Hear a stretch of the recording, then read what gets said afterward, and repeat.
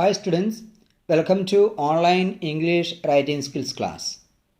Today we are going to learn about speech writing. How to write speech in the board examinations. Learning objectives of speech.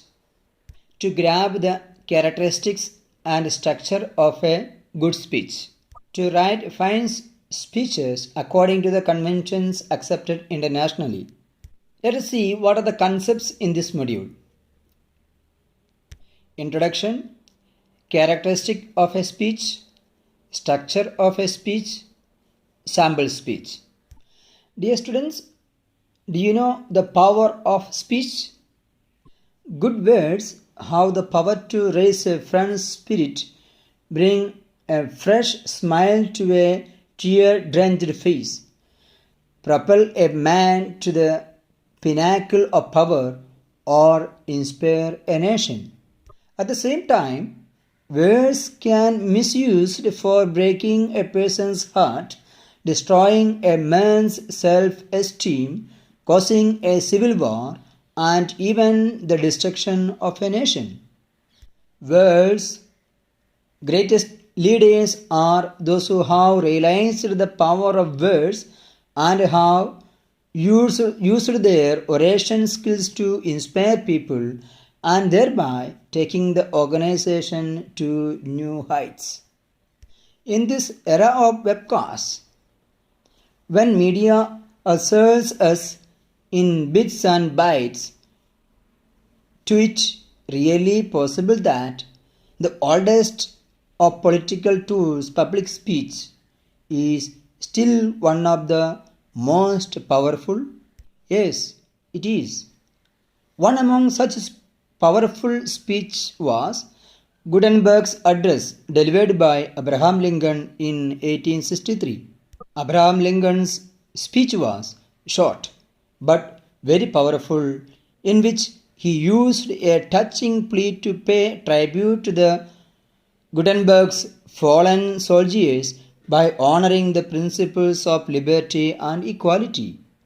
So, my dear students, the best speakers are not born but made. So, anyone can become a great orator if he or she has a will and practice well.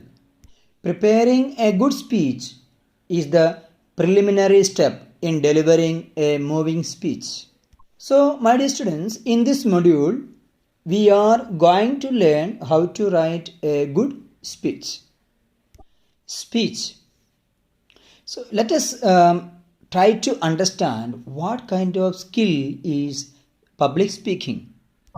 Merriam-Webster dictionary defines public speaking as the act of speaking to a large group of people or the art of effective communication with the audience. In order to communicate effectively, the speech should be given in a structured and deliberate manner.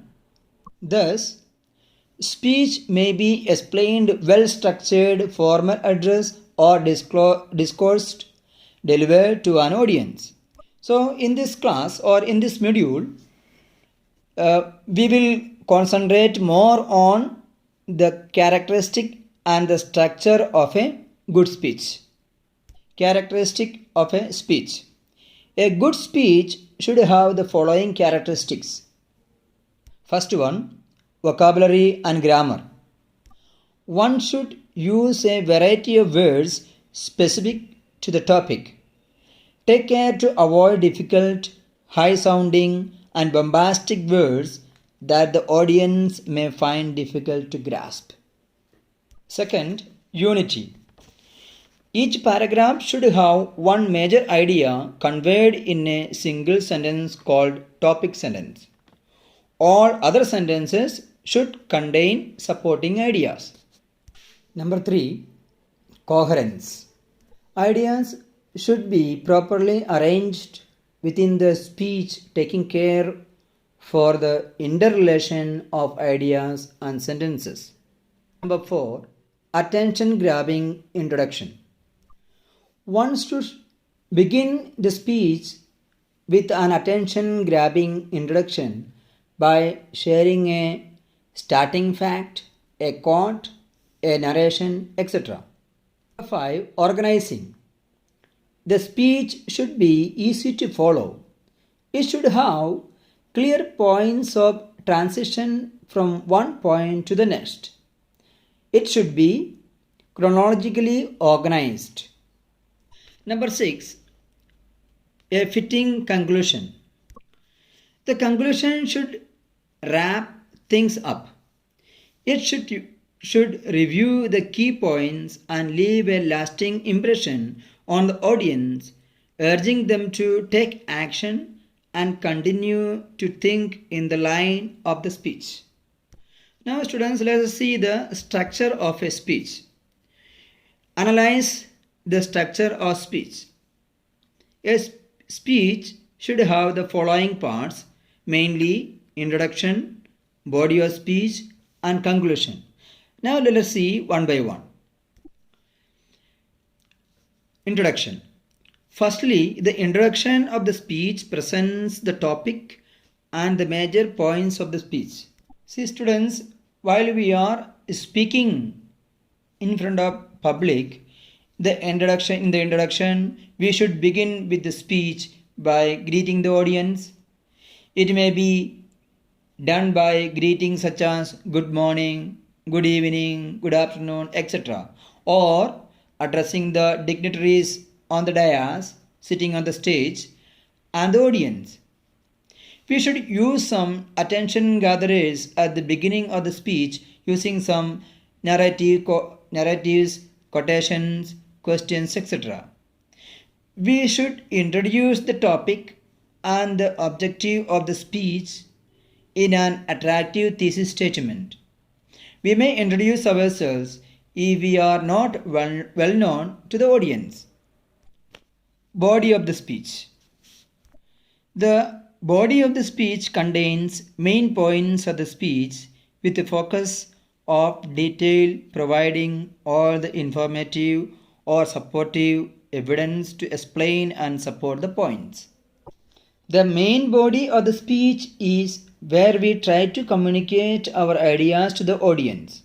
So, the main body of the speech contains main ideas, supporting evidences, and transition sentences. An in-depth presentation of the main arguments is given in the body of the speech. One should organize one's topic in a logical sequence. Present the ideas in grammatically correct and complete sentences. We can use a number of supporting ideas to establish arguments. One should develop each point completely, giving credible evidence to support the ideas presented before going to the next ideas in the speech. We can give facts, statistics, testimonies, media's reports, etc.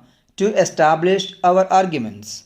We should use transition sentences as we move on to a different idea or section within the speech to make the speech flow in a logical sequence. Conclusion.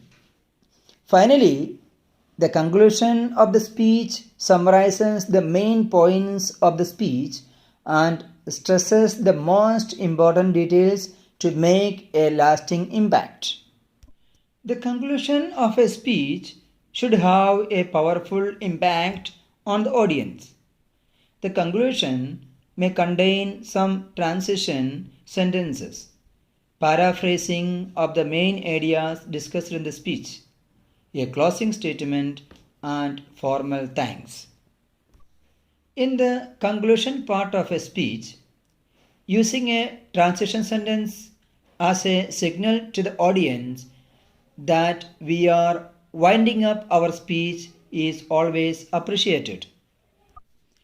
One may recitate the main ideas discussed in the body to help the audience remember them as one concludes one's speech.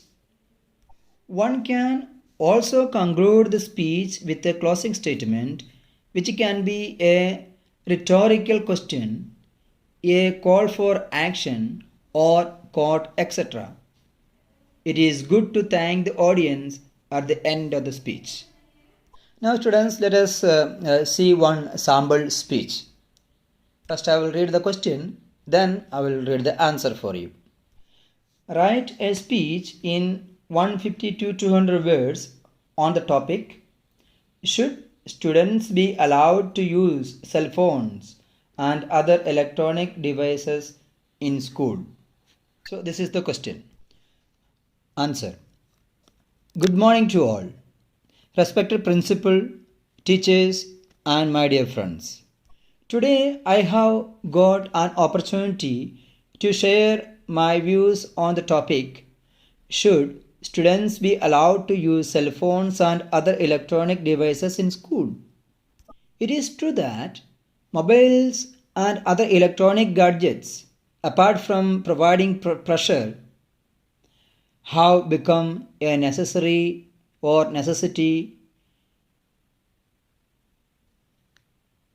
One cannot imagine life without these things in today's changing society. One can do any work in seconds. No doubt that these gadgets, especially cell phones, have made things easier for us.